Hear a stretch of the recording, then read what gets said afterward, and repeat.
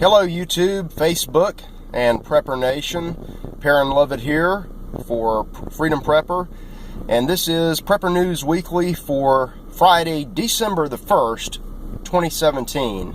If you're just joining us for the first time, this is end of the week video commentary show where we just recap some of the stories of the week, mainly stories that pertain in some way to prepping, which preppers might find interesting.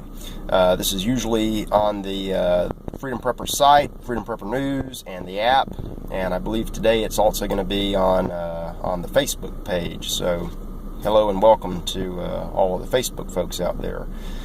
Just looking around briefly at some of the bigger stories. It's not really related to prepping, but it's everywhere. All of these sexual abuse cases just keep coming and coming and coming. John Conyers, Garrison Keillor of all people, and Matt Lauer.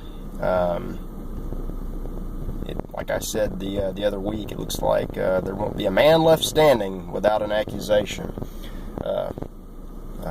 Me, of course, notwithstanding.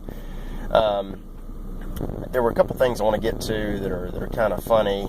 We've got the House and the Senate tax cut bills that no one really understands. I posted some links throughout the week and for the past couple weeks about those.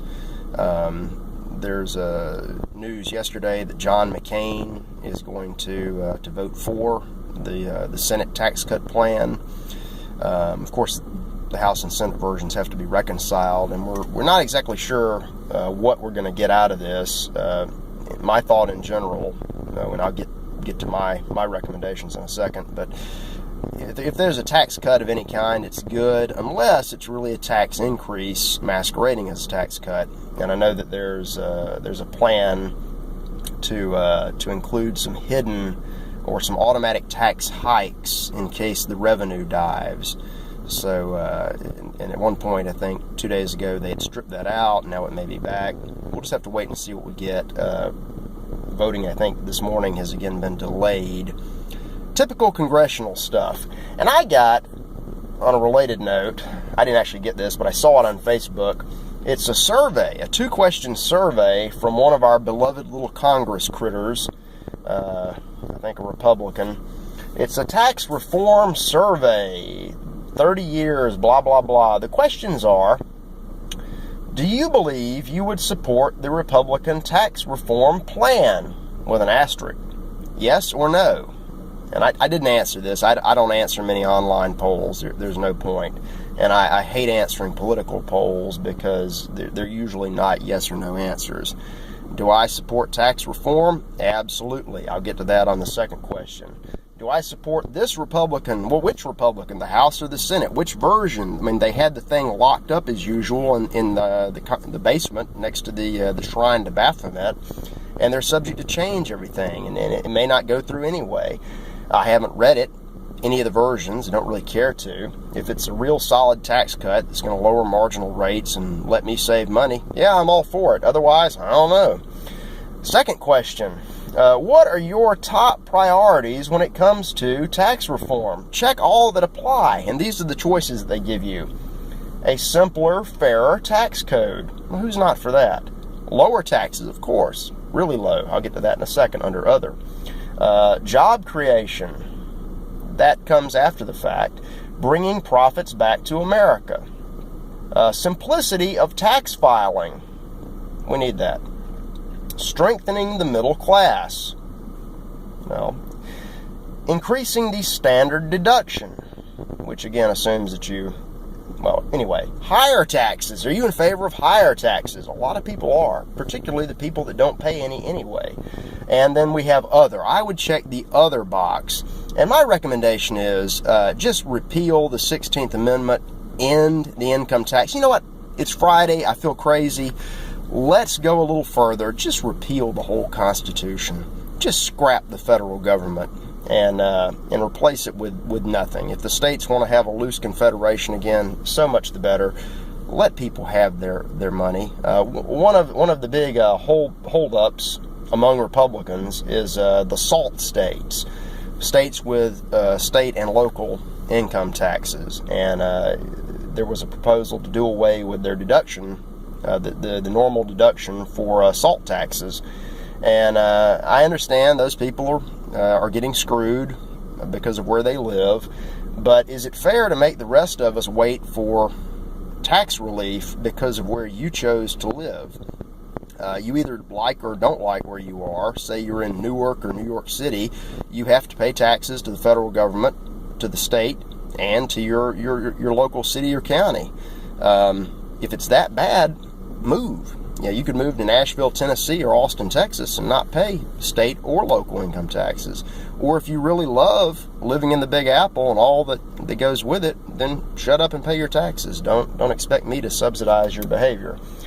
And speaking of behavior, I found this story very interesting. I posted several links this week about the changing, declining society. I had a video up yesterday by the White Rose about the utter insanity that's going on back in my ancestral homeland of England, where basically anything goes as long as it doesn't make any sense and as long as it's not a traditional English value. Speaking of traditional values, Megan Fox had an article at PJ Media.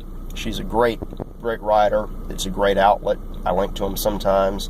And her article was read by Rush Limbaugh, who has a slightly larger audience than this little YouTube broadcast. And it was about a sensitivity training in Canada for teachers, and it was put on by the LGBTQ crowd, the gays and lesbians. Except it's not LGBTQ anymore. You're gonna love this. It's LGBTTTIQQAAPP, and that stands for lesbian, gay, gender queer, bisexual, demisexual, transsexual, transgender, two-spirit, and a bunch of other things. Anyway, LGBTTTIQQAAPP.